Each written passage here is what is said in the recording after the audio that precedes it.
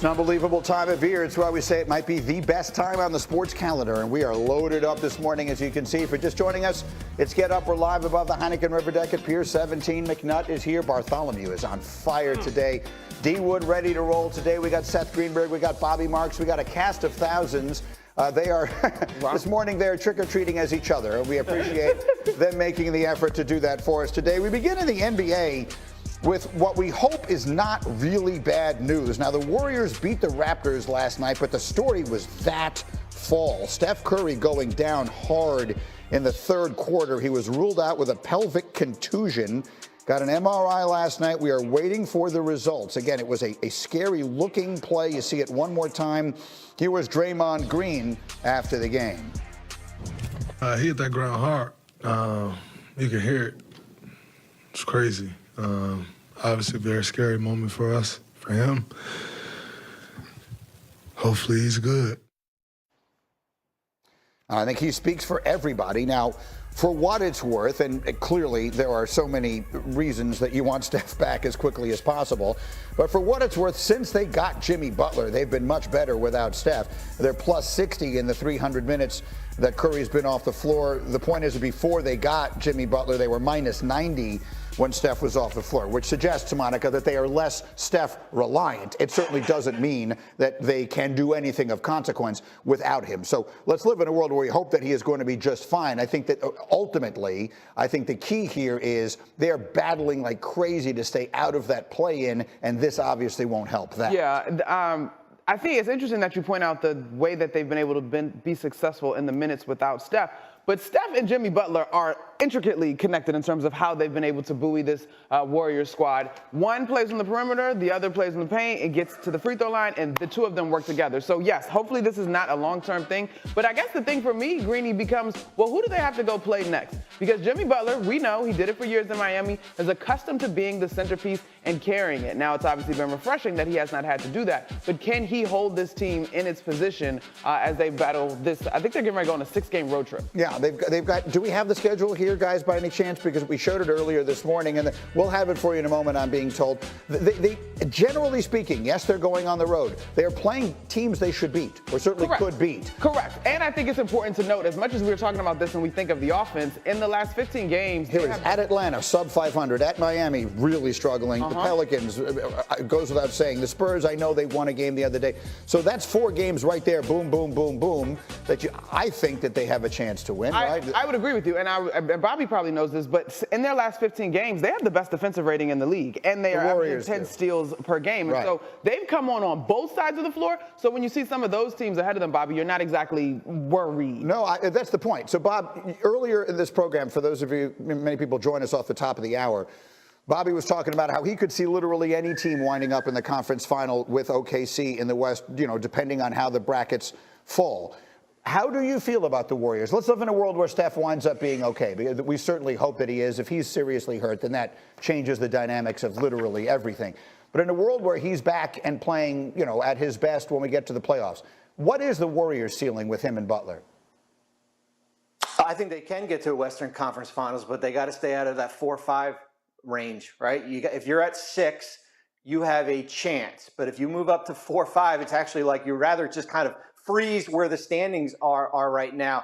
I do think they have a legitimate chance here just because how Jimmy Butler has played. He has elevated everyone else on this roster. And as Monica said, yeah, they've got a defensive identity as far as with this group. They're 7-3 in games where Curry doesn't play. So they show that they can win games when he's not on the roster, when he's not playing.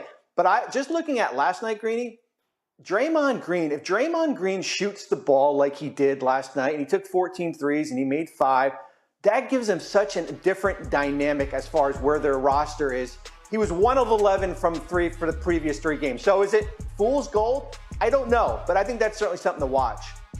All right, we'll obviously keep an eye and an ear on Northern California. If we get any news whatsoever on Steph Curry, obviously we'll pass it along immediately. In the meantime, from the pro game to the college game, day 1 NCAA men's tournament. Game of the night last night, Bill Self and the 7-seed Kansas taking on the 10-seed Arkansas and John Calipari. Boogie Flan missed almost the entire year for Arkansas, and that's an unfriendly welcome back as he is taken down by A.J. Storr. Game was physical early. Let's take you to where it's decided. 5 minutes left. Kansas is up 1, and now all of a sudden they're up 3 as K.J. Adams Jr. makes the bucket. But here comes Arkansas. Here comes Boogie Flan. Errant pass, defense turns into offense. Flan goes the distance. Arkansas gets within 1. Then they take the lead on foul shots. And then John L. Davis happened. He would score 18. 3 of them right here, and Arkansas would pull away late for the win, 79-72. So a disappointing season for Kansas comes to an end. Also last night, St. John's an easy win in their opening matchup. So here we go. The 24th career head-to-head meeting between John Calipari and Rick Pitino is set for tomorrow. It is the first time actually they meet, believe it or not, since 2016. That doesn't seem right, but it is. Calipari's up 13-10 all-time, 12-6 was his record when Pitino was at Louisville. My Uncle Seth is with us here, and Seth, no one will ever be able to convince me that they did not arrange this on purpose, and God bless them for it. This is the matchup everyone wants to see. How do we set the stage for Calipari and Pitino after all these years?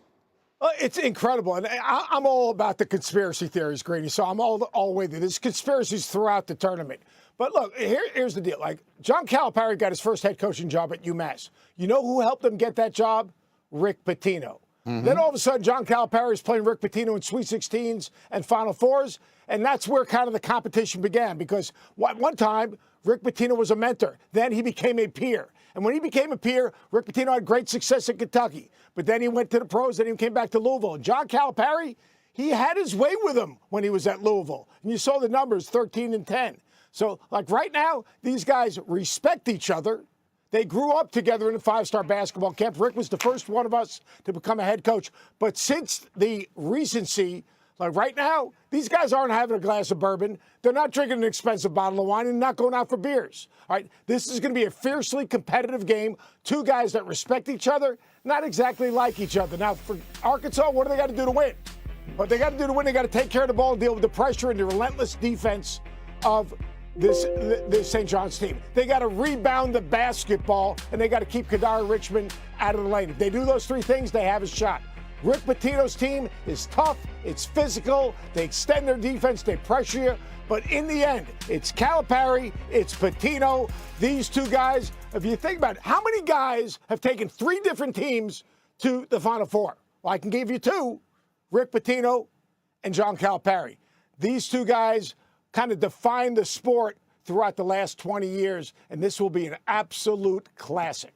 The schedule, it's tomorrow, 2:40 p.m. Eastern time on CBS is when that game will be played. Do I have Fortenbaugh on this one here? Because obviously a lot of people interested in that one from a variety of different angles, including from a gambling perspective. Arkansas and St. John's tomorrow. What are you looking at, Joe Fortenbaugh? I want to lay the 7.5 with St. John's, but it's a bit rich for my blood. I do see opportunity going under 144.5. It's priced high because these 2 teams play fast in terms of possessions and getting up and down the court, but they're both lousy 3-point shooting teams. They can't hit them, and they don't take a lot of them, which means this game is going to be contested in the mid-range and down low. That's fantastic because both teams defend that area well. St. John's is actually top 10. Now, the counter to that might be, well, if they're banging down low, there could be a lot of fouls and a lot of free throws. No problem. Both teams rank outside the top 100 in free throws. St. John's is actually quite lousy shooting free throws. That could be a deciding factor in this game, under 144.5. All right, Joe, stay with me here for a moment as we continue with those.